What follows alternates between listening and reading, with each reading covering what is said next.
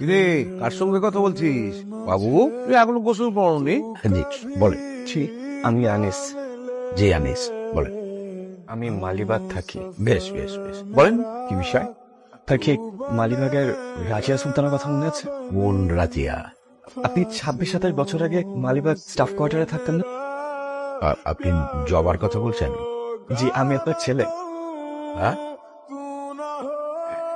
এক মিনিট।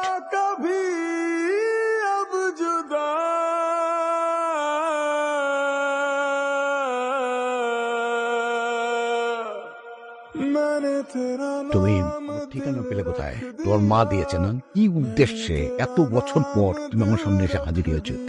আমি আপনার ছেলে, আপনি আমার বাবা। আমি আমার বাবাকে খুঁজতে আসছি, এখানে উদ্দেশ্য কি থাকতে পারে? উদ্দেশ্য তো অবশ্যই আছে, তা নাহলে তুমি এত বছর পর আমার সামনে এভাবে কেন এসে দাঁড়াবে?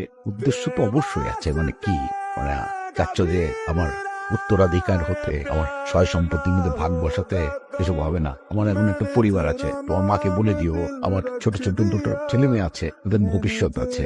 আমি কয়টা দিন পর হজে যাব, হজ থেকে ফিরে এসে আমার মেয়েটার বিয়ে দেবো। আমার এরকম একটা পাস্ট আছে, তোমার মতো একটা ছেলে আছে, বা আগে একটা পরিবার ছিল। এটা যদি জানাজানি হয়ে যায়, আমার ছেলে মেয়েদের ভবিষ্যৎটা কি হবে? তুমি একবার কি চিন্তা করে দেখেছো? এত বছর পর কোনো আমি ঝামেলা নিতে পারবো না। তুমি যাও যাও, আমি তোমাকে হাত জোর করে অনুরোধ করছি, তুমি প্লিজ এখান থেকে যাও। আর তুমি, মানে আমার যে একটা ছেলে বা আমার যে এরকম একটা সংসার আগে ছিল, এটা কাউকে কোনো কিছু বলবার দরকার নেই, ক্ষতি হবে। যাও তুমি যাও।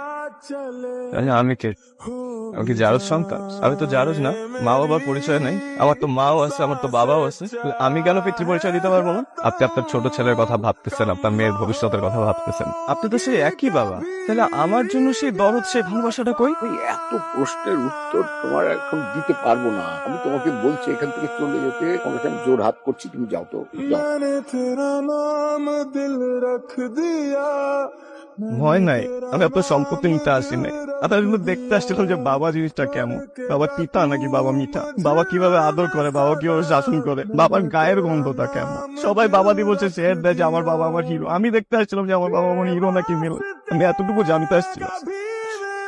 ঠিক আছে, এত কথা বলার কোনো দরকার নেই, তুমি যাও, এখন যাও। আপনি আপনি আপনি চিন্তা করবেন না। আল্লাহ আমার আলহামদুলিল্লাহ অনেক দিচ্ছে। আমি আপনার 10 বার হজ করাইতে পারবো, সারা জীবন দেখে শুনে রাখতে পারবো। আমি এখানে কেন আসলাম জানেন? সামনে আমার বিয়ে। আমি ভাবছিলাম যে বিয়ের দিন অ্যাটলিস্ট বাবা আমার সাথে 10টা মিনিট থাকুক, যাতে কেউ না বলতে পারে যে আমি বাবার পরিচয় নাই। আমি মাকে অনেকবার আপনার কথা জিজ্ঞেস করছি, মা কিচ্ছু বলে নাই, কখনো বলে নাই। এখন বুঝি মা কেন বলতে চায় নাই। আমি 27টা বছর আপনাকে খুঁজছি, আপনি কিনা আপনার সন্তান দেখে সম্পত্তির কথা ভাবলেন। আপনি ভালো থাকেন, আমি দোয়া করি আপনি ভালো থাকেন। আমি আসছিলাম আজকে যে আপনাকে একটু জড়ায় ধরে আপনার গন্ধটা একটু নিয়ে যাবো। বিশ্বাস করেন, আমার সেই ইচ্ছাটা পড়েই গেছে। আমি 27টা বছর যে বাবাটারে খুঁজছি, আপনি সে না, আপনি কেউ না। प्यार होगा न कहूँ तू न होगा कभी अब जुदा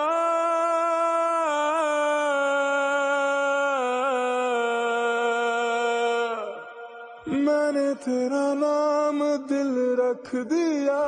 আপনারা অনেকে জানেন গত 10-15 দিন আগেও আমার পেজে শুধুমাত্র 2500 ফলোয়ার ছিল।